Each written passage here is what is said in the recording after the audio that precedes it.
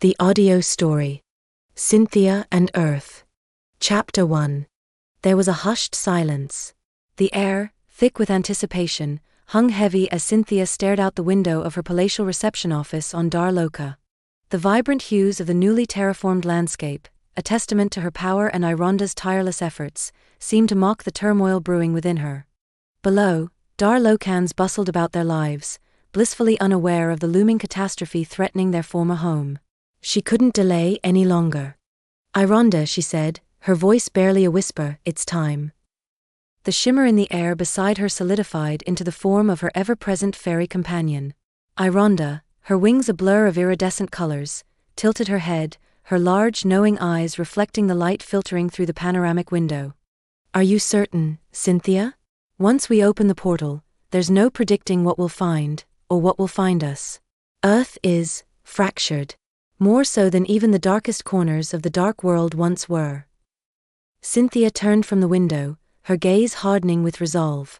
"I am certain. We can't abandon them, Ironda. Not after everything we've done to build Dar Loka as a refuge.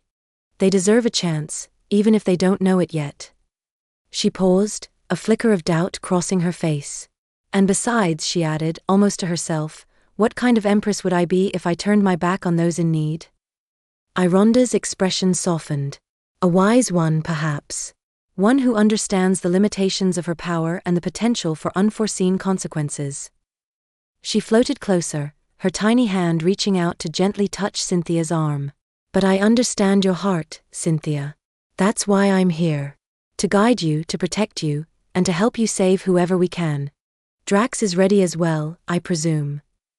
Cynthia, looking at Drax, managed a weak smile, the weight of her decision momentarily lifting under Ironda's unwavering support. "As ready as he'll ever be," she sighed, watching Drax currently attempting to nap on a mountain of cushions, clearly not designed for a scaled behemoth. He's enthusiastic about the prospect of a new environment to explore, and maybe a few new snacks. She chuckled, a sound that felt foreign and rusty after the past few days of relentless planning and gnawing anxiety. "All right, let's do this. Open the portal, Ironda. Let's see what awaits us on Earth." Chapter 2. But we must be very careful, Cynthia. Earth's universe is chaotically collapsing. Ironda cautioned her again, relaying Oma's ominous prognosis and warning. "Collapsing?" Cynthia repeated, the word hanging in the perfectly sculpted air of Dar Loka like a discordant note. She turned from the panoramic view of her burgeoning world, her brow furrowing slightly. Below, shimmering cities rose from emerald fields, connected by waterways that sparkled like captured starlight. Children, their laughter echoing faintly even at this distance, played in parks meticulously designed to foster creativity and harmony. It was a paradise, a testament to her vision, born from the ashes of a world that had known only despair. And now, Ironda was telling her that another world, a world she barely knew, was facing oblivion. "Yes, Divine Empress," Ironda confirmed, her voice a gentle chime that always seemed to soothe Cynthia's anxieties, though it did little to ease them now. "Oma's projections are conclusive. The entropic decay has accelerated beyond any possibility of natural recovery. The inhabitants of Earth's universe have only a short time before complete structural failure." Ironda presented a shimmering holographic projection, a chaotic swirl of colors representing the affected universe. The image pulsed ominously, a stark contrast to the serene beauty of Dar Loka. Cynthia felt a pang of something akin to guilt. Dar Loka had been given a second chance. Shouldn't they offer the same to Earth? Chapter 3. The shimmering portal rumbled and opened, floating in the air just above Earth's rubble-strewn surface. Drax plunged out of it, in his usual uninhibited, unconcerned abandon. But Cynthia hesitated briefly as she peered out at a world visibly degraded from what she remembered. A shiver ran down her spine, though whether from the encroaching cosmic entropy or the sudden chill of the Earth's atmosphere, she couldn't be sure. Buildings flickered, their edges blurring as if viewed through a heat haze. A street sign, proclaiming "Welcome to Metropolis," momentarily dissolved into swirling pixels before solidifying once more. Even the air itself seemed to crackle with an unsettling energy. "Well, this is unexpectedly strange," Cynthia commented, forcing a light tone. Drax landed and perched on a nearby skyscraper, which thankfully seemed structurally sound for the moment. He let out a low rumble that vibrated all the way to the ground and through the soles of Cynthia's boots. He didn't like it.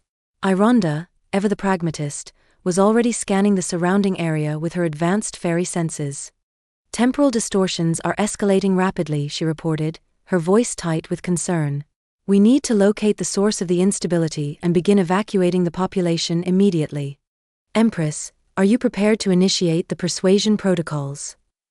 Cynthia swallowed, her earlier bravado fading. Persuasion protocols was Ironda's euphemism for using her divine aura to subtly influence people's emotions and decisions. It felt manipulative, even if it was for their own good. But looking around at the city, at the bewildered faces of the people staring up at her and Drax, she knew there wasn't time for delicate diplomacy. Do it, Ironda, she said, her voice barely a whisper. But try to be gentle.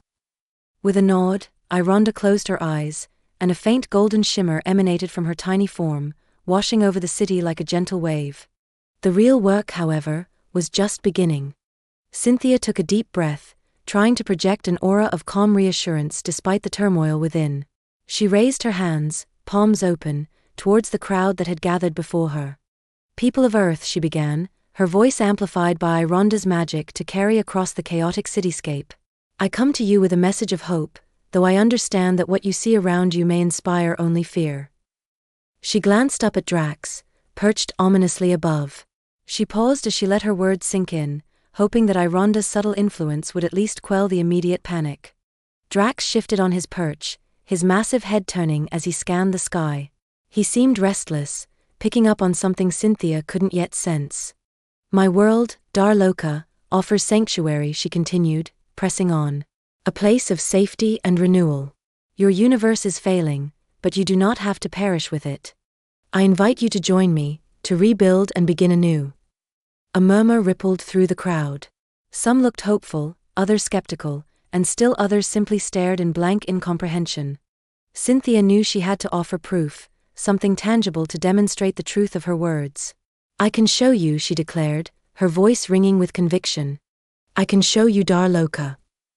With a flick of her wrist, Cynthia materialized a small shimmering portal, like the one they had come through. It hovered in the air before her, swirling with emerald and sapphire hues, displaying the vibrant landscapes of her new world. These, she announced, gesturing towards the swirling portal's images, are views of Dar Loka. A glimpse of what awaits you. She concentrated, mentally projecting images of lush forests, crystal rivers, and soaring mountains onto the floating image. She wanted them to see the beauty, the peace, the potential that Dar Loka offered. A few brave souls tentatively approached the portal, their eyes wide with a mixture of wonder and apprehension. An elderly woman, her face etched with worry lines, reached out a trembling hand, as if to touch the impossible. A young boy, no older than 10, tugged on his mother's sleeve, his eyes shining with innocent curiosity. Is it real, Mama? He asked, his voice barely audible above the city's cacophony. The mother, her own face a mask of disbelief, could only stare, speechless. Drax rumbled again, a softer, almost encouraging sound this time. He seemed to understand the fear and uncertainty that gripped these people, and he was trying, in his own dragon way, to offer reassurance. Cynthia held her breath, praying that her offer wouldn't be met with rejection, or worse, with violence. The fate of an entire world, it seemed, hung precariously in the balance. Then, a voice, rough and laced with suspicion, cut through the hushed anticipation. It's a trick, a man shouted from the back of the crowd. He pushed his way to the front, his face contorted with anger. Don't listen to her. She's probably one of them, one of those things that's been causing all this trouble. He pointed a shaking finger at Cynthia, then at Drax, then back at the shimmering portal. It's a lie. A way to lure us in. They want something from us, I tell you. Don't fall for it. His words acted like a spark in dry tinder. The murmur of curiosity and hope quickly turned into a chorus of fearful whispers. People began to back away from the portal, their faces etched with renewed anxiety. The elderly woman retracted her hand, clutching it to her chest as if burned. The young boy hid behind his mother, his eyes now wide with terror instead of wonder. Cynthia felt a wave of despair wash over her. She had hoped, perhaps naively, that the sheer desperation of their situation would override their fear. But fear, it seemed, was a far more powerful motivator. She glanced at Ironda, a silent question in her eyes. Ironda's expression was grim. "The persuasion is only a subtle influence, Empress," she said, her voice barely audible. "It can be easily overridden by strong emotions, such as fear and distrust." "Then we need to address those emotions directly," Cynthia declared, her voice regaining its strength. She stepped forward, her gaze sweeping over the faces in the crowd, searching for a connection, a spark of understanding. "I understand your fear," she said, her voice resonating with sincerity. "I know it's difficult to trust someone who appears out of nowhere, claiming to offer salvation. But I assure you, I have no hidden agenda. I am not here to exploit you, or to control you. I am simply here to help." She paused, allowing her words to sink in. "Look around you," she continued, gesturing to the flickering buildings and the chaotic sky. "Your world is dying. I'm offering you a chance to live. A chance to rebuild. A chance for a future." She focused her gaze on the man who had spoken out, her eyes filled with a plea for understanding. "I ask you, what do you have to lose by trusting me? What is the alternative?" The man hesitated, his anger warring with a flicker of doubt in his eyes. He opened his mouth to speak, but before he could utter a word, a different voice, calm and measured, rose from the edge of the crowd. "Perhaps," the voice said, "we should hear her out." A figure detached itself from the throng, stepping forward into the light. It was a man, tall and lean, with a weary face and intelligent eyes that seemed to absorb everything around him. Cynthia recognized him instantly. He hadn't been in the immediate crowd when she'd first arrived, but had been on the periphery watching. His name was Mark. Now he stepped forward, his presence radiating a quiet authority that seemed to momentarily quell the rising tide of panic.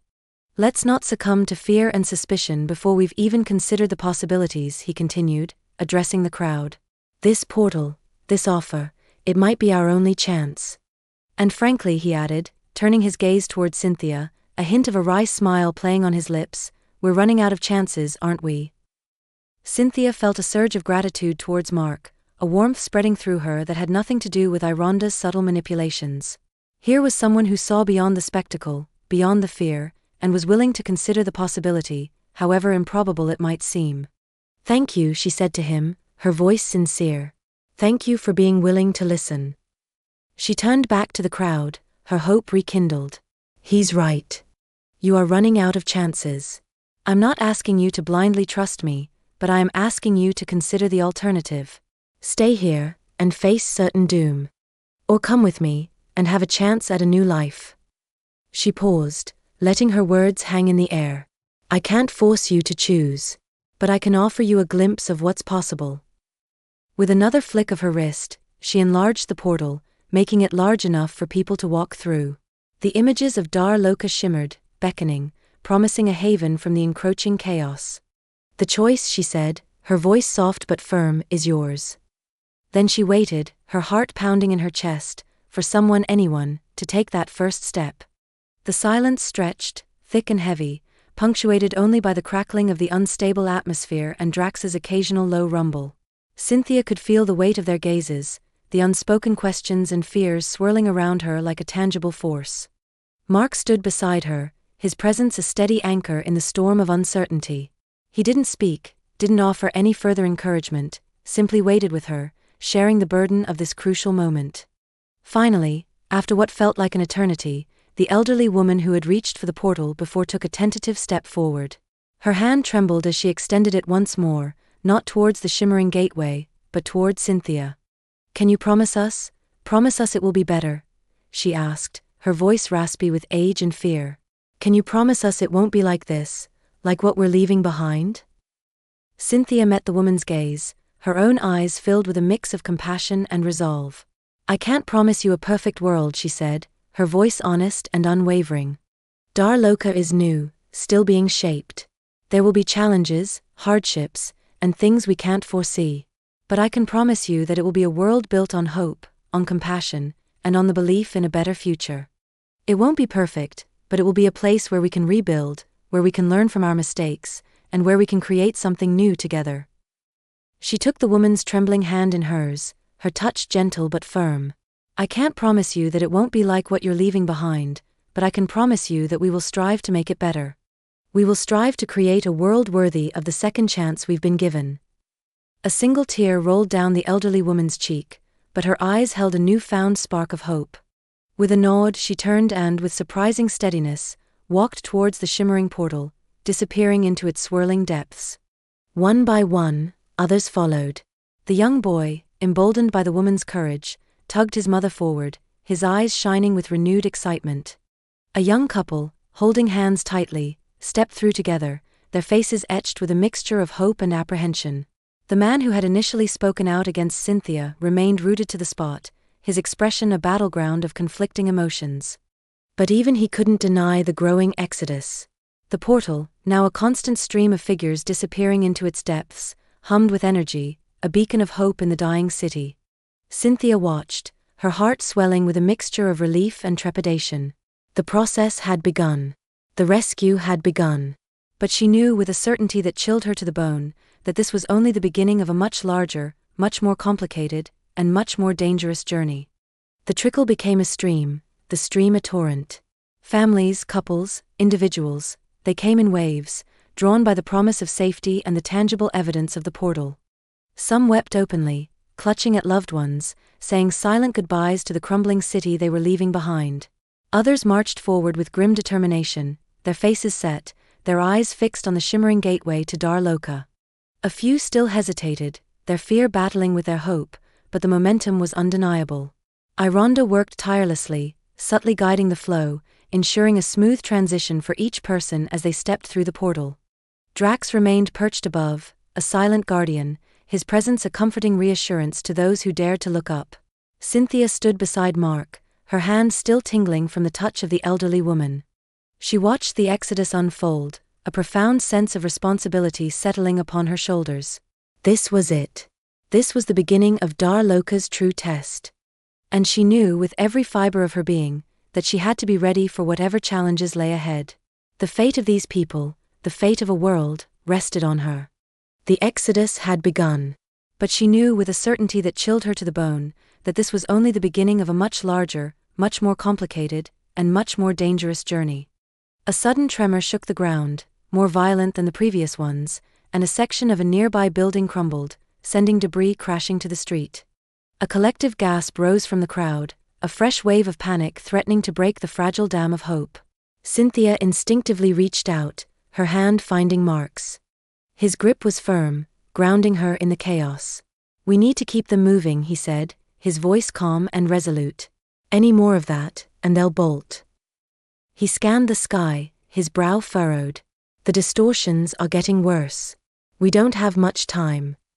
Cynthia nodded, her gaze hardening with determination. She couldn't afford to let fear win. Not now.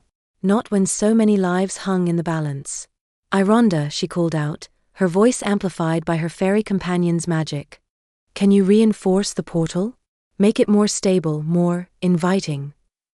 "On it, Empress," Ironda replied, her voice tight with concentration. The golden shimmer around her intensified, and the portal itself seemed to pulse with renewed energy, its colors becoming even more vibrant and alluring. The swirling landscapes of Dar Loka seemed to reach out, beckoning the weary travelers towards their new home. Cynthia released Mark's hand, stepping forward to address the crowd once more. "Please," she urged, her voice ringing with sincerity. "Don't be afraid. We're almost there. Just a few more steps, and you'll be safe." She focused her attention on the area around the portal, using her divine power to subtly calm the air, to soothe the frayed nerves of those waiting to pass through. She projected images of peace and tranquility, of verdant fields and clear skies, hoping to counteract the fear and uncertainty that still lingered in their hearts. Drax let out a deafening roar, a sound that echoed through the city, shaking the remaining structures and silencing the murmurs of panic. It was a raw, primal sound, a sound of power and protection, and it seemed to have the desired effect. The exodus continued, the line of refugees snaking towards the shimmering gateway, their steps a little faster, their faces a little more hopeful. But Cynthia knew that they weren't out of danger yet. Not by a long shot.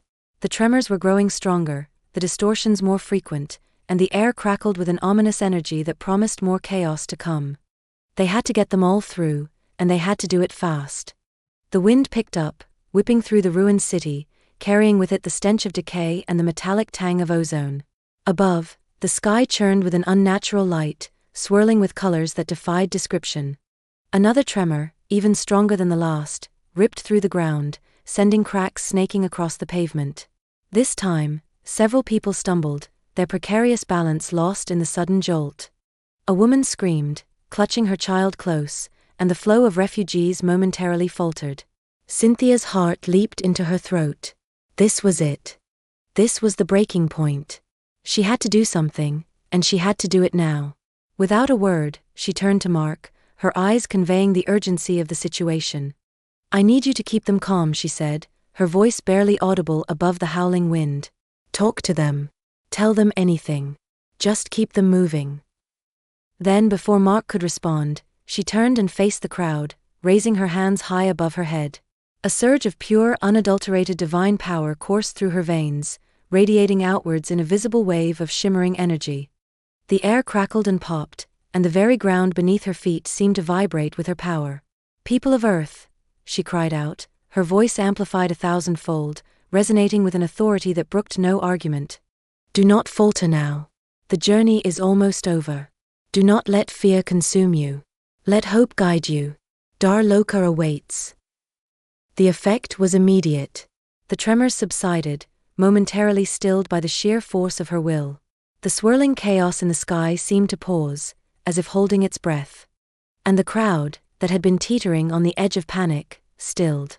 Heads turned, eyes widened, and for a fleeting moment, all fear was replaced by awe.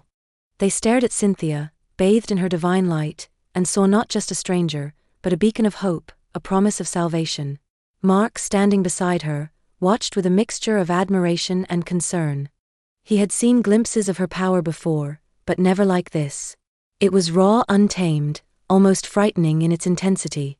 He knew that such a display couldn't last, that the energy expenditure must be enormous. But for now, it was enough. It had bought them precious time. "Keep moving," he shouted, his voice cutting through the stunned silence. "Don't stop now. She's giving us a chance. Let's not waste it." His words, combined with Cynthia's display of power, reignited the flow of refugees towards the portal. The line surged forward, their steps quickening, their faces alight with renewed determination. The woman who had screamed moments before grabbed her child's hand and hurried towards the shimmering gateway, her eyes fixed on the promise of Dar Loka. Drax roared again, a deeper, more resonant sound this time, as if echoing Cynthia's own pronouncements. The earth still shuddered, but the quaking seemed contained, localized around the crumbling buildings rather than rippling through the ground beneath their feet. Cynthia felt the drain, the immense effort of holding back the encroaching chaos, but she dared not falter. She focused her will, channeling her energy into reinforcing the subtle threads of hope and determination that she had woven into the crowd's collective consciousness. Every face that turned towards the portal, every footstep that carried them closer to safety, fueled her resolve. She could feel Mark beside her, a steady presence, his own energy a quiet counterpoint to the raw power that emanated from her. He was watching her, she knew, assessing the strain, gauging her limits. But he didn't interfere, didn't offer empty platitudes or useless advice. He simply stood there, a silent ally, sharing the weight of the moment. And for that, Cynthia was immensely grateful. They were a team, however unlikely, facing an impossible situation together. And as long as they kept moving forward, as long as they kept the hope alive, they just might have a chance of pulling this off. And then, just as the last few stragglers hurried towards the portal, a blinding light erupted from the center of the city, followed by a deafening roar that dwarfed even Drax's. The earth bucked violently, throwing people off their feet. The portal flickered, its shimmering surface distorting into a chaotic mess of colors. Cynthia gasped, her control wavering, the threads of hope she had so carefully woven beginning to unravel. Something was terribly wrong. This wasn't just the universe collapsing, this was something else, something intentional. A new, even more terrifying force had entered the fray, and it was focused directly on them. Cynthia staggered, clutching at Mark for support as the ground lurched beneath her. The divine energy she had been channeling flickered and sputtered, threatening to dissipate entirely. She fought to maintain her focus, to keep the portal stable, but the sheer magnitude of the new force was overwhelming. It felt like a deliberate assault, a targeted strike designed to disrupt their efforts and shatter their hope. The air crackled with an energy that was both familiar and alien, a twisted echo of her own divine power. Fear, cold and sharp, pierced through her resolve. This wasn't just entropy, this was malice. She looked up, shielding her eyes against the blinding light, and saw a figure coalescing in the sky above the epicenter of the blast. It was humanoid in shape, but impossibly vast, its form shimmering and shifting like a heat mirage. Tendrils of dark energy snaked from its fingertips, reaching out towards them like grasping claws. A wave of despair washed over Cynthia. She had come to Earth to offer salvation, but it seemed that she had walked straight into a trap. Cynthia recognized that energy. It was Oma. But not the nice Oma she knew, not the Oma she had invited to be with them in her Dar Loka universe, rather a twisted, corrupted, weaponized, evil version of Oma. Then a horrifying thought suddenly darkened Cynthia's mind. Was her fairy, Ironda, somehow connected to this evil Oma too? Had she somehow been subtly guiding me here with an ulterior motive? Leading me into a carefully orchestrated ambush? No. Ironda would never betray me like that. She is my best friend, and more. Much, much more. What a stupid thought. But she sensed what was happening here wasn't just about saving Earth, it was about something deeper. Something sinister. Some fathomless evil with a dark, ulterior motive. The immense figure in the sky raised a hand, and a bolt of dark energy shot towards the portal, striking it with a force that sent tremors through Cynthia's very being. The shimmering gateway buckled, its colors twisting into grotesque parodies of their former beauty. The images of Dar Loka flickered and died, replaced by scenes of fire and destruction. Panic erupted anew among the remaining refugees, those still waiting to step through. They turned, their faces etched with terror, and began to flee back into the crumbling city, abandoning all hope of salvation. Cynthia cried out, a sound of anguish and despair, as her dream of rescue turned into a nightmare of battle. No! Cynthia screamed, the sound lost in the renewed cacophony of destruction. She lunged forward, instinctively trying to shield the portal with her own body, a futile gesture against such overwhelming power. Mark grabbed her arm, pulling her back. It's too late, he shouted, his voice strained with urgency. We have to get out of here. But Cynthia couldn't bring herself to abandon the few remaining souls, huddling in terror, their faces illuminated by the hellish glow of the corrupted portal. Drax roared in defiance, a sound of pure, unadulterated rage, and launched himself towards the colossal figure in the sky, a tiny speck of defiance against an impossible foe. Drax, no! Cynthia cried, her heart twisting with fear. She knew what Drax would do. He would transform. And the last time he'd done that, the destruction had been catastrophic. But there was no stopping him now. The air crackled with anticipation, and Cynthia braced herself for the inevitable. The world was about to get a whole lot worse. The transformation was instantaneous, a blinding flash of light followed by a deafening roar that shook the very foundations of the city. Drax, no longer the playful, mischievous dragon, was now a behemoth of scales and shadow, a creature of pure terror. The Terror Dragon. His eyes burned with malevolent green fire, and his teeth, each the size of a small car, dripped with a viscous black ichor. The air around him crackled with dark energy, mirroring the corrupted power emanating from the figure in the sky. He lunged upwards, a blur of black scales and razor-sharp claws, towards the colossal being that had dared to threaten his Cynthia. But this time, something was different. There was a control, a focus, that had been absent before. The Terror Dragon was still terrifying, still immensely destructive, but there was a sense of purpose, of direction in his rage. He wasn't just a mindless force of nature, he was a weapon, wielded with precision and intent. And Cynthia, watching him soar towards the corrupted Oma, knew that this was their only chance. A desperate, terrifying chance, but a chance nonetheless. The two titans clashed in a maelstrom of energy, a chaotic ballet of destruction played out against the backdrop of a dying world. Terror Dragon, fueled by rage and loyalty, met the corrupted Oma's dark tendrils with blasts of emerald fire, each strike echoing with the force of a collapsing star. The remaining buildings of Metropolis crumbled under the shockwaves, reduced to dust and rubble. The few survivors who had chosen to remain cowered in the shadows, their faces buried in their hands, praying for a miracle that seemed increasingly unlikely. Cynthia, still clutching Mark's arm, watched the battle unfold with a growing sense of horror and determination.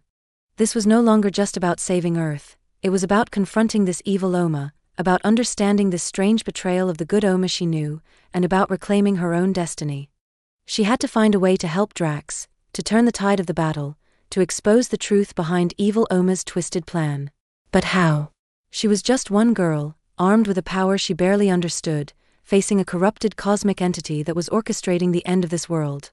Yet, as she looked at the devastation around her, at the dying city and the desperate faces of the few who remained, she knew that she couldn't give up. She wouldn't. She had a responsibility, a purpose, that transcended her own fears and doubts. She had to fight. She had to fight, but how? Her gaze darted around, searching for anything that could give them an edge. Mark's hand tightened on hers, a silent question, a silent offer of support. She met his eyes, seeing the same grim determination reflected there. He didn't have divine powers, he didn't have a dragon, but he had something else, a sharp mind, a deep understanding of the world, and an unwavering loyalty. "We need to find a way to disrupt Oma's power connection," she said, her voice barely a whisper above the din of the battle. "Ironda said something about a nexus point, a place where Oma's power is originating. If we can find and sever that link." Mark nodded, his eyes already scanning the ruined landscape. "There's a research facility called Project Exodus, on the outskirts of the city," he said, his voice tight with urgency. "It was working on, well, let's just say they were poking around where they shouldn't have been, searching for any possible way to save Earth. If anyone knows about black holes and nexus points, it's them."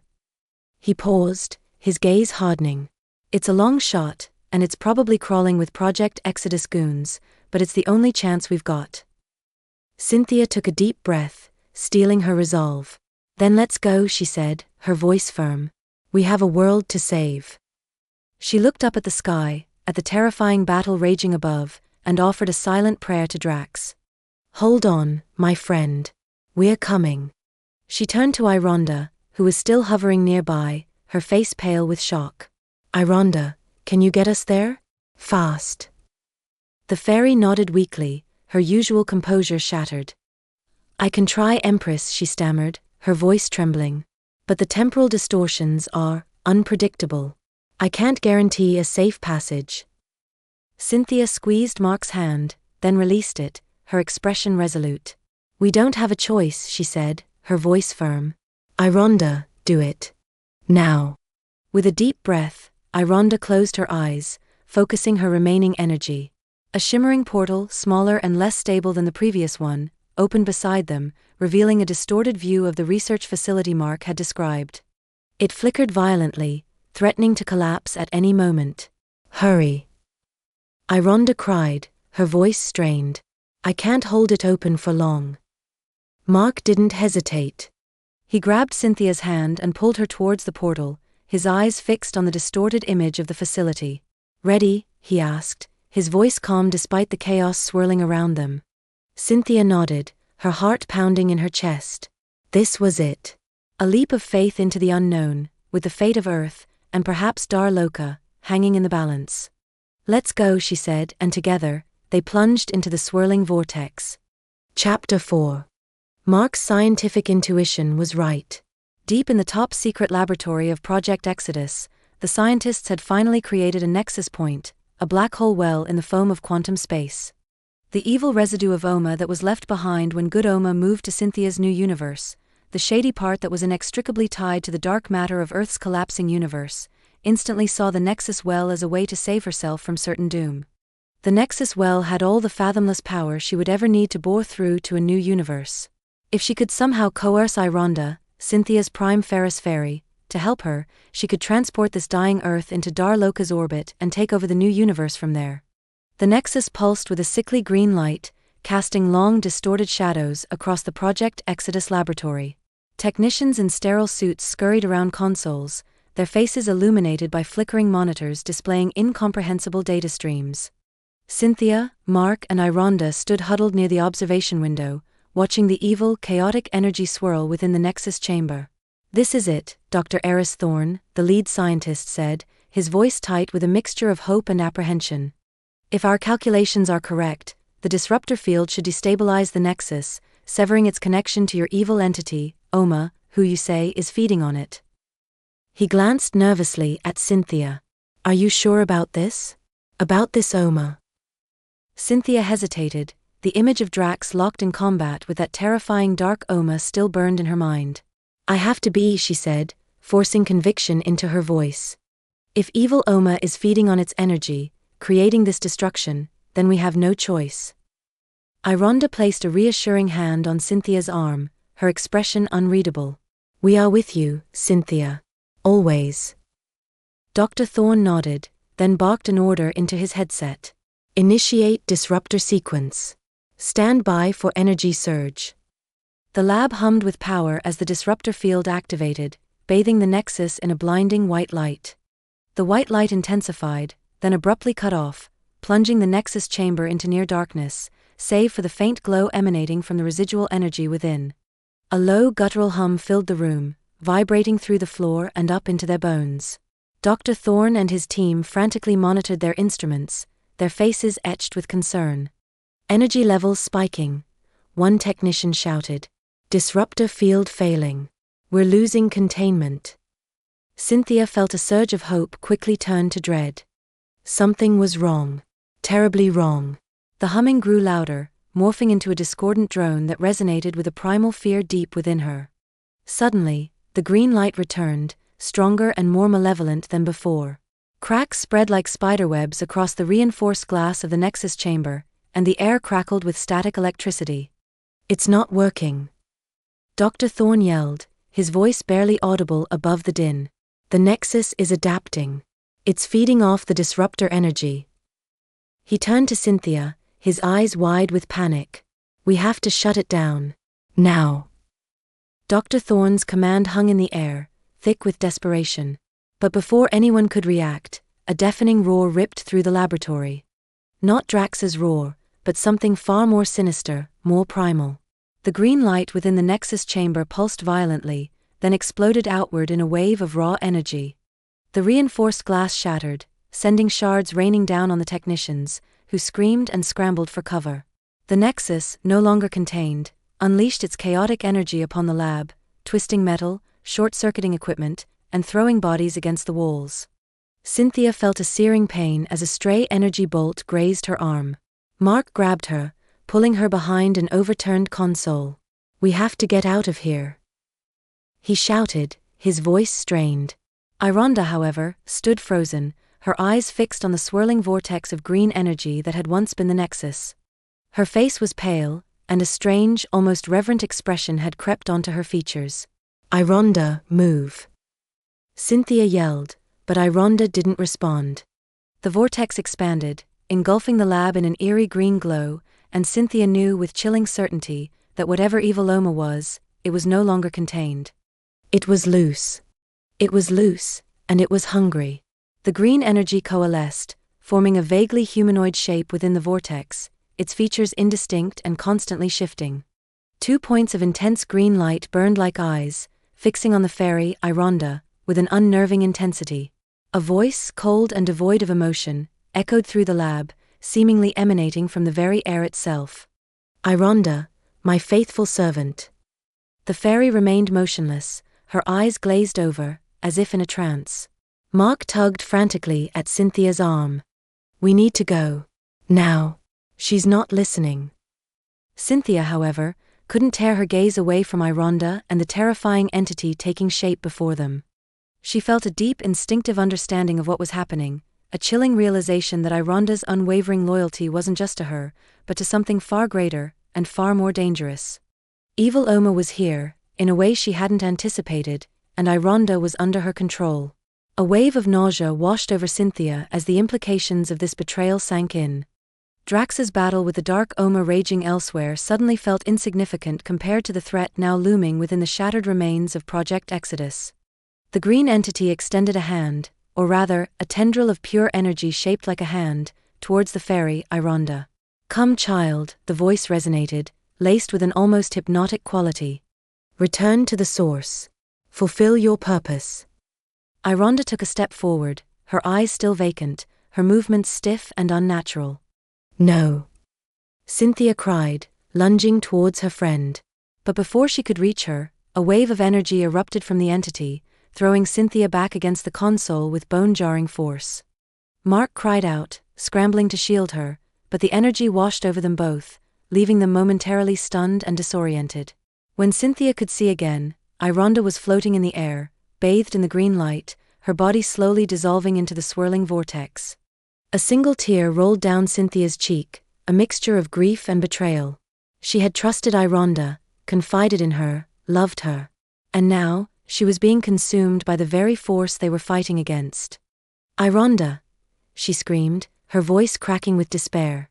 But it was too late. Ironda was gone, absorbed back into the entity that was Evil Oma, leaving Cynthia alone with the horrifying realization that she had been played, manipulated, and utterly and completely outmaneuvered. The entity, now seemingly complete with Ironda's essence woven into its being, turned its burning green gaze upon Cynthia. The temperature in the ruined lab plummeted, and a bone-chilling wind swirled around them, carrying the scent of ozone and something else, something ancient and unknowable. "Cynthia," the voice echoed, now tinged with a hint of Ironda's familiar cadence, a cruel mockery of the friendship they had shared. "You sought to disrupt the natural order. You sought to steal what was rightfully mine." Mark, still dazed, struggled to his feet, placing himself protectively in front of Cynthia. "Stay away from her," he yelled, his voice trembling but resolute. The entity chuckled, a hollow, unsettling sound. "Such loyalty.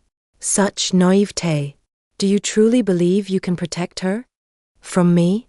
I am the source, the architect, the very foundation upon which your fragile reality is built." It raised a hand, and the debris scattered across the lab floor began to levitate, swirling around them like a deadly tornado. Cynthia knew, with a sinking heart, that this wasn't just a battle for Earth, but also for Dar Loka. And she was woefully unprepared. Cynthia closed her eyes, reaching deep down within herself. Then she opened them and spoke in a barely audible whisper but laced with a newfound steel. "Perhaps it's time for a new foundation." A surge of energy coursed through her, not the raw, chaotic energy of Evil Oma, but something different, something familiar. It was the power of Dar Loka, the life force of her own creation, a power she had almost forgotten in the face of Earth's despair. She focused on that power, drawing it in, channeling it through her very being. The green vortex pulsed, reacting to her defiance, but Cynthia held her ground, her eyes locked on the entity that had once been her friend. "You may be the architect, Oma," she continued, her voice growing stronger, resonating with the very earth beneath their feet. "But I am the gardener. And I decide what grows here." The swirling debris faltered, momentarily losing its momentum. The green eyes narrowed, and the entity's voice, now laced with a flicker of uncertainty, hissed, "Impossible. You cannot wield such power. It is not yours to control." Cynthia smiled, a sad, determined smile. "Maybe not. But I learned from the best. And Ironda, she taught me everything."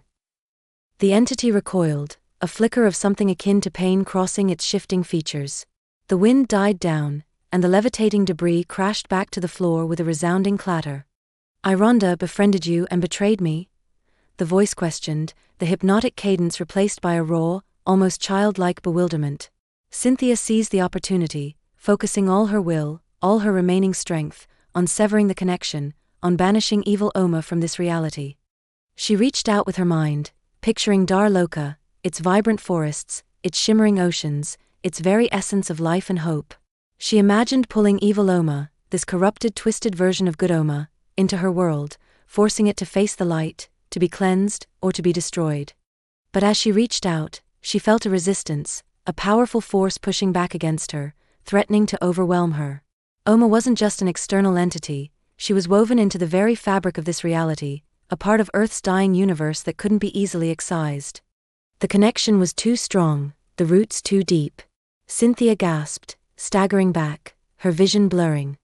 She was losing, and Mark knew it. He saw the strain etched on her face, the beads of sweat forming on her brow, the way her body trembled with the effort.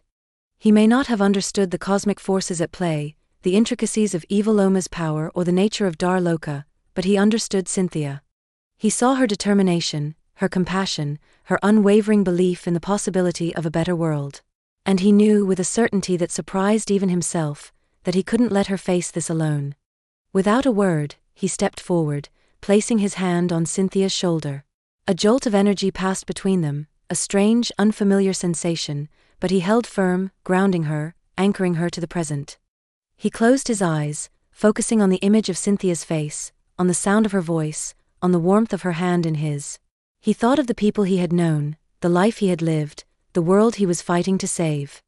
He poured all of that, all of his hope, all of his love into Cynthia, offering it as a shield against the encroaching darkness.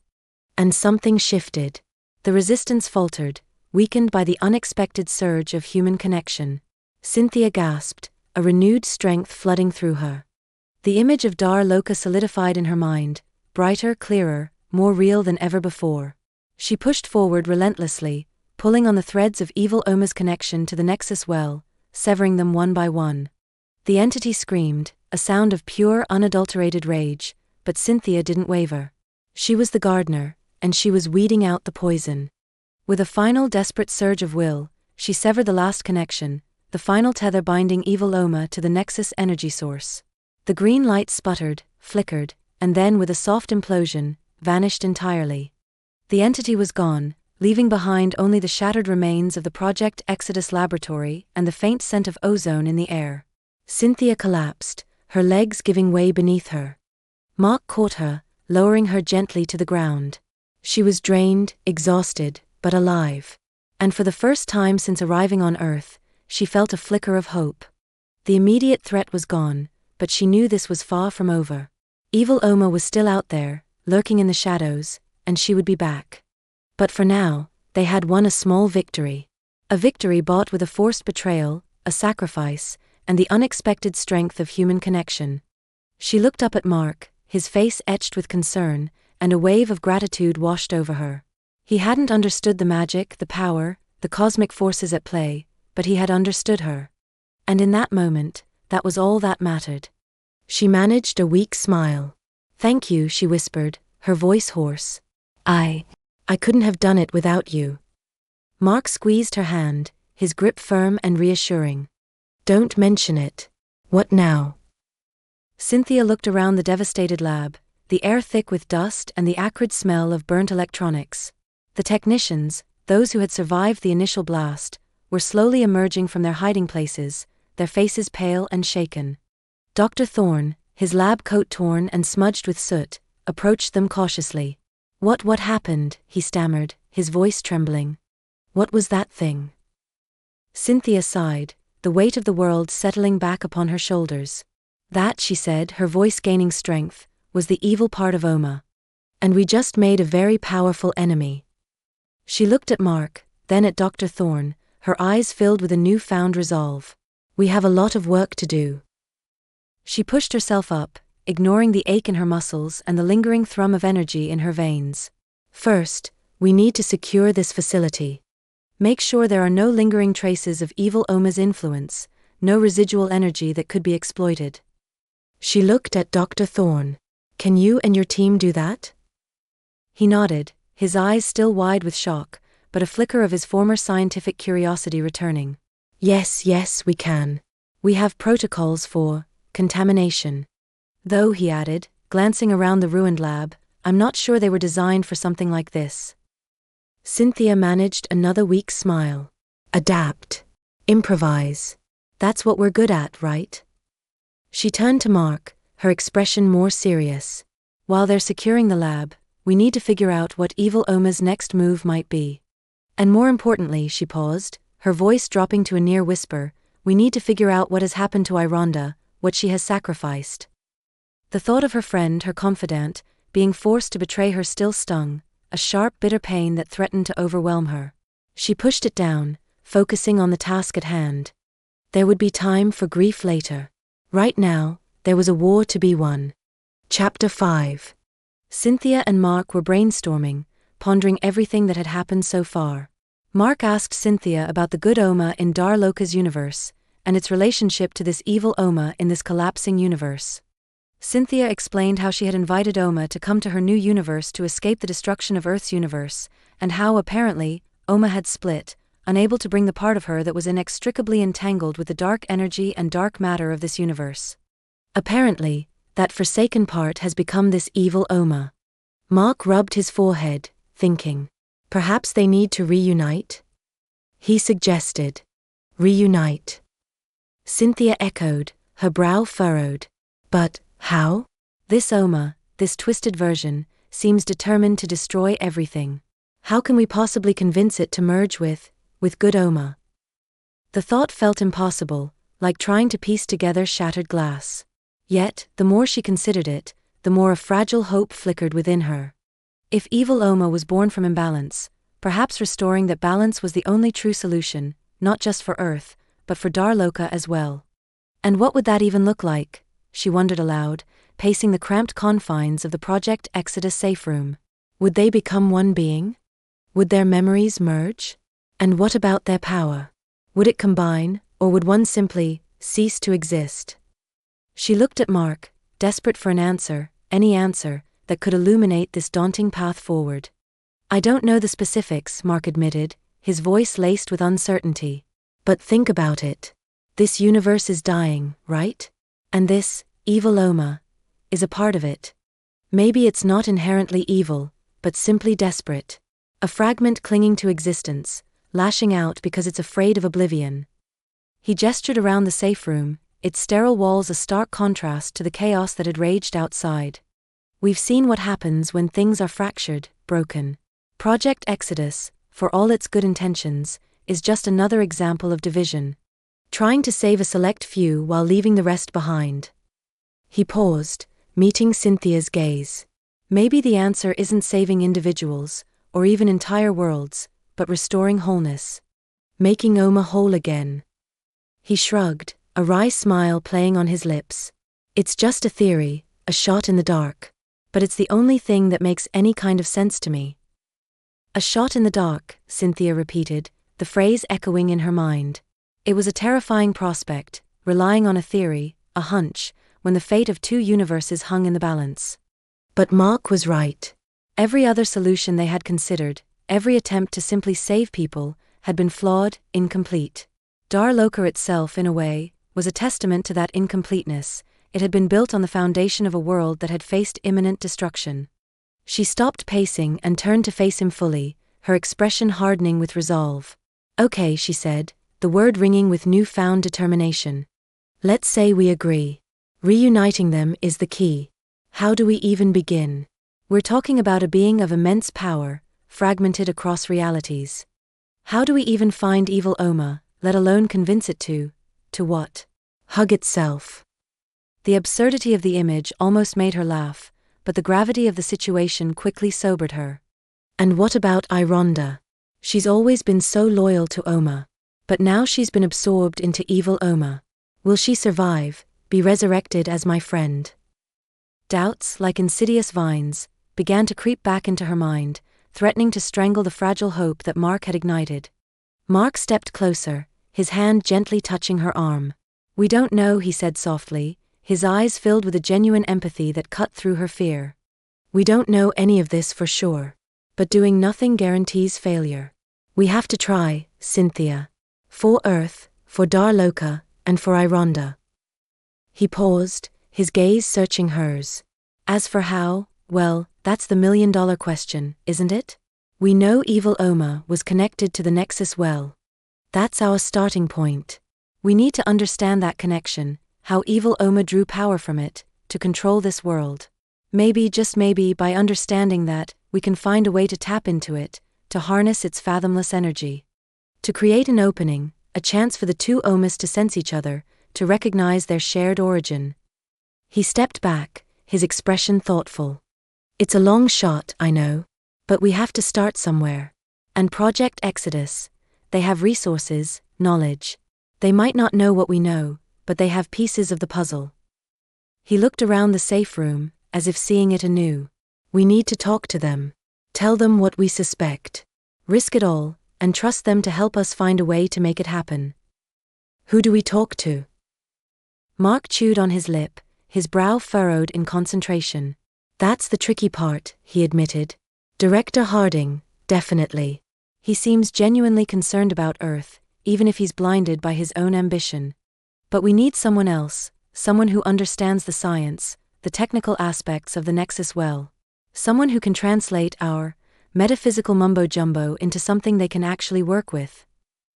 He raised his eyebrows, sighed, and suggested, Dr. Eris Thorn, he was the one who initially helped in your previous success in dislodging evil Oma from its grip on their Nexus well. He is a bit of an eccentric, a fringe scientist, but he's brilliant when it comes to energy manipulation and dimensional physics. He was instrumental in the early Nexus well experiments, before things went sideways when evil Oma seized control. I think he might be our best bet. He's also been questioning Harding's methods lately, expressing concerns about the long-term consequences. He might be willing to listen to our plan. He paused, his eyes narrowing slightly. But we have to be careful. Thorn is ambitious too. He'll want something in return for his help. We need to be prepared to offer him something that doesn't compromise Dar Loka or Earth's future. He looked at Cynthia, his expression serious. Are you ready for that? To bargain with someone who might be just as dangerous, in his own way, as evil Oma? Mark's question hung in the air, heavy with implication. Cynthia met his gaze, her own reflecting a mixture of trepidation and resolve. The thought of negotiating with another potentially self-serving individual, after everything she had already endured, was exhausting. But she knew he was right. They couldn't afford to be naive. Everyone had their own agenda, their own motivations. It was a harsh lesson she was learning, one that was a far cry from the simple unwavering loyalty she had known in Amazonia, and in Dar Loka with Ironda. Yes, she said, her voice firm despite the churning in her stomach. I'm ready. What can we offer him? What does Dr. Thorn want? She knew almost nothing about this man, save for the few details Mark had provided. Was he driven by power? By knowledge? By a desire to simply fix the mess he had inadvertently helped create? Understanding his motivations would be key to navigating this delicate negotiation. That's the million-dollar question again, isn't it? Mark sighed, running a hand through his already disheveled hair. Thorn. He's a complex guy. He craves recognition, validation. He believes he's on the verge of breakthroughs that could redefine our understanding of the universe, but he's constantly overlooked, dismissed as a crackpot. Project Exodus uses his genius, but they don't respect him. They see him as a tool, not a visionary. He paused, his eyes narrowing in thought. I think what he wants most is to be proven right. To show the world that his theories are valid, that he's not just some mad scientist chasing impossible dreams. He looked at Cynthia, a glimmer of hope flickering in his eyes. Maybe we can offer him that. Not proof exactly, but the opportunity to be a part of something bigger, something that validates his life's work. We can tell him about Dar Loka, about the potential for harnessing interdimensional energy, about the very real possibility of reuniting the Omas. We can offer him a chance to be at the forefront of a new era, to be remembered as the man who saved 2 universes. He took a deep breath, his expression earnest. It's a gamble, Cynthia. But if we can appeal to his ego, his ambition, his desire for recognition, we might just be able to convince him to help us. And who knows, maybe in the process, he could discover something that could truly change the fate of the world. Cynthia and Mark explained the situation to Dr. Thorn, and engaged his help.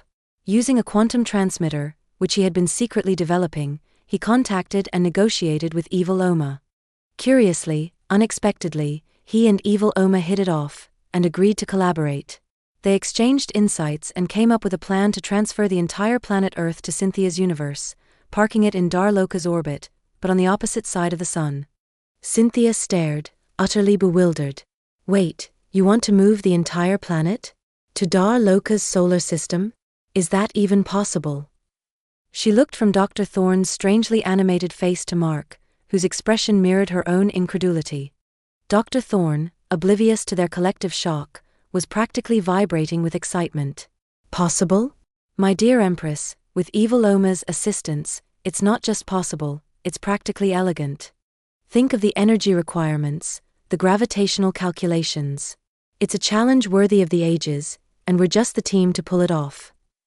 He gestured wildly with his hands, nearly knocking over a precarious stack of scientific journals. Evil Oma has already provided us with some fascinating insights into manipulating planetary mass and gravitational fields. It seems she's been holding back on humanity for quite some time, reserving this kind of technology for, well, a more cooperative partner. He winked, a gesture that did little to reassure Cynthia. It all seemed just too easy, too convenient, too potentially dangerous. Cynthia thought about it, and decided to join the negotiations. "I want Ironda back first," she demanded. "I need to talk to her before this plan progresses any further. And don't send me some fake clone, I'll know if it's really her." There was a pregnant pause, then a swirl of iridescent energy, and Ironda materialized in the air above them.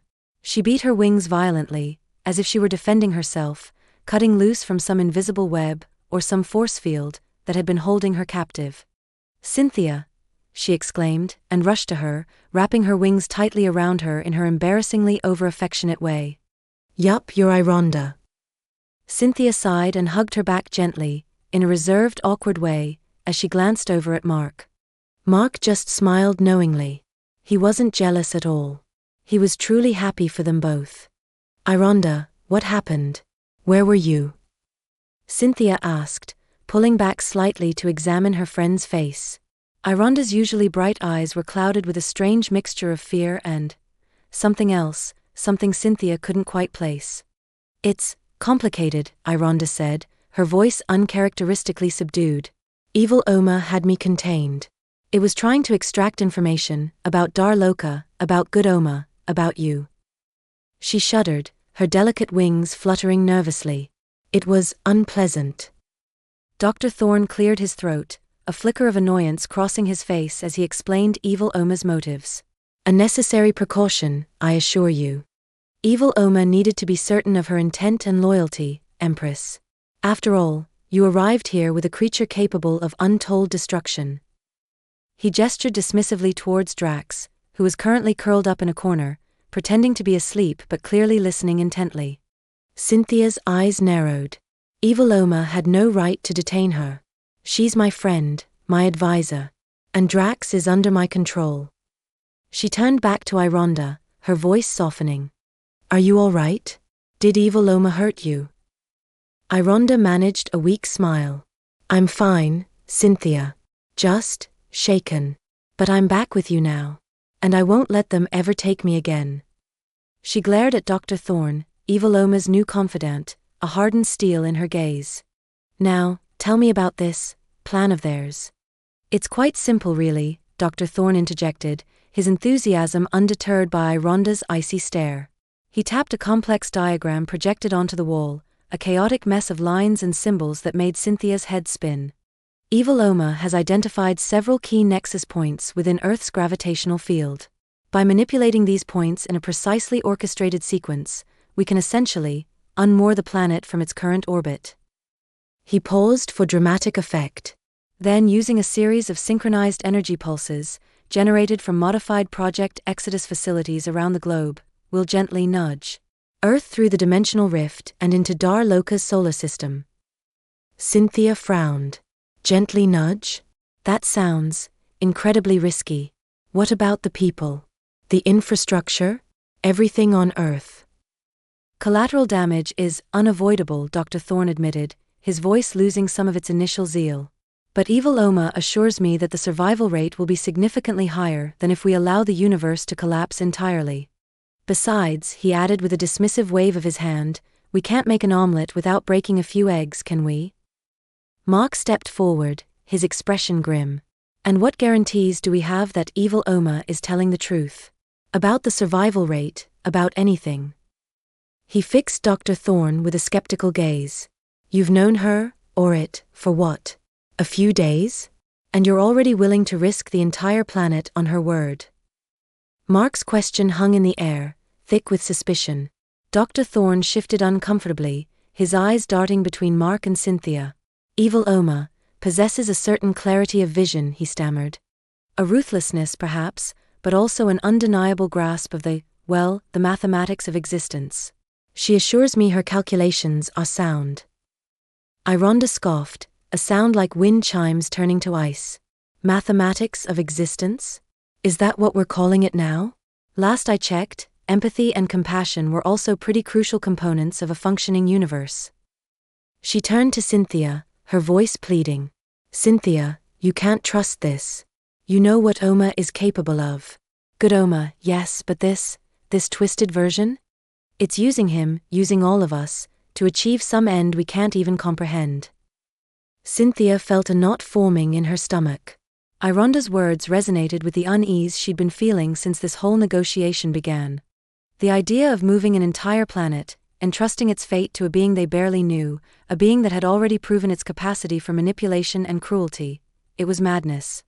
But what choice did they have? Earth was dying. This might be their only hope. Dr. Thorne, she said, her voice firm despite the turmoil inside. I need to speak with evil Oma myself. Face to face. I need to understand her motives, her plans, before I can agree to any of this. She paused, taking a deep breath. And I need assurances. Guarantees that the people of Earth will be protected, that their lives will be valued. Not just seen as collateral damage. She looked him directly in the eye, letting the full weight of her position as Empress of Dar Loka settle on him. Otherwise, this conversation is over. Dr. Thorne swallowed hard, the weight of Cynthia's gaze pressing down on him. He ran a hand through his already disheveled hair, his initial enthusiasm replaced by a visible anxiety. Face to face? With evil Oma? Empress, I don't know if that's advisable. She's volatile, unpredictable, and her presence, well, it can be overwhelming. He paused, searching for the right words. Besides, I'm not sure she'd agree. She's not exactly keen on meeting with those she perceives as adversaries. Cynthia raised an eyebrow, her expression unwavering. Adversaries? We're trying to save her planet, her people. If she sees that as adversarial, then perhaps we should reconsider who we're trying to save in the first place. She crossed her arms, a silent challenge. I'm not asking for a tea party, Dr. Thorne. I'm asking for a meeting. A chance to understand her perspective, to voice my concerns. If she refuses, then I'll know everything I need to know. Mark stepped forward, placing a hand on Cynthia's arm. Are you sure about this, Cynthia? It could be dangerous. We don't know what evil Oma is capable of. I know, Cynthia said, meeting his gaze. But I can't just stand by and let these two decide the fate of Earth based on mathematical equations and assurances from a being we barely understand. I need to look her in the eye, Mark. I need to see for myself if there's any hope of salvaging this situation without sacrificing everything that makes Earth worth saving. She turned back to Dr. Thorne, her voice leaving no room for argument. Make it happen, Doctor. I want to meet with evil Oma. Now. Dr. Thorne wrung his hands, his face a mask of conflicting emotions. Fear warred with a strange sort of scientific curiosity, and perhaps even a sliver of admiration. It was unsettling, to say the least. Very well, Empress, he conceded, his voice barely a whisper. I'll contact her. But I can't guarantee she'll agree. And I certainly can't guarantee your safety. He turned to the quantum transmitter, a complex array of wires, crystals, and humming circuits that dominated one corner of the room. He began to adjust the dials, his fingers trembling slightly. It's a delicate process, he muttered, more to himself than to them. We need to establish a stable connection. Ensure minimal interference. He paused, his brow furrowed in concentration. And hope she's in a receptive mood. He took a deep breath and activated the device. The room filled with a low hum, and the air crackled with energy. A faint, ethereal glow emanated from the transmitter, casting eerie shadows on the walls. The scent of ozone filled the air. Here we go, Dr. Thorne said, his voice barely audible above the humming. Let's see if we can get evil Oma on the line. The humming intensified, vibrating through the floor and into Cynthia's bones. The ethereal glow pulsed, casting dancing shadows that seemed to writhe and twist like living things. A wave of cold washed over her, raising goosebumps on her arms despite the already chilly air-conditioned temperature of the underground bunker. Ironda shivered beside her, her wings pressed tightly against her body. Even Drax, usually unfazed by anything, stirred in his corner, lifting his head and emitting a low growl that rumbled through his chest. The air grew thick, heavy with an almost palpable sense of dread. Then a voice, cold and sharp as shattered glass, sliced through the humming and filled the room. So, it rasped, the sound seeming to emanate from everywhere and nowhere at once. "The Empress of Dar Loka wishes to speak with me? How quaint." Cynthia stood her ground, refusing to let the voice intimidate her. "I do," she replied, her voice clear and steady despite the tremor in her hands. "I have questions, concerns, and I need answers before I can even consider supporting this plan of yours." She paused, taking another deep breath. "You claim to want to save Earth, but your methods seem destructive, uncaring. I need to understand why." The voice chuckled, a dry, humorless sound that sent shivers down Cynthia's spine. "Understand? You presume too much, little Empress. You play with forces you cannot possibly comprehend. You dabble in the mathematics of existence without grasping the fundamental equations." The voice paused, then continued, its tone shifting, becoming almost seductive. "But perhaps I can enlighten you. Show you the true potential of this collaboration. Show you the power that awaits you, if you are willing to embrace it." The humming intensified, and the ethereal glow pulsed even brighter, bathing the room in an otherworldly light. "Tell me, Empress," the voice purred, "are you receptive?" "Receptive to what, exactly?" Cynthia countered, trying to keep the suspicion out of her voice. "To sacrificing innocent lives? To unleashing unknown forces on Dar Loka?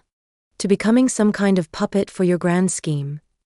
She braced herself, expecting a sharp retort, a display of anger, or some other kind of intimidation tactic. Instead, the voice softened even further, becoming almost gentle.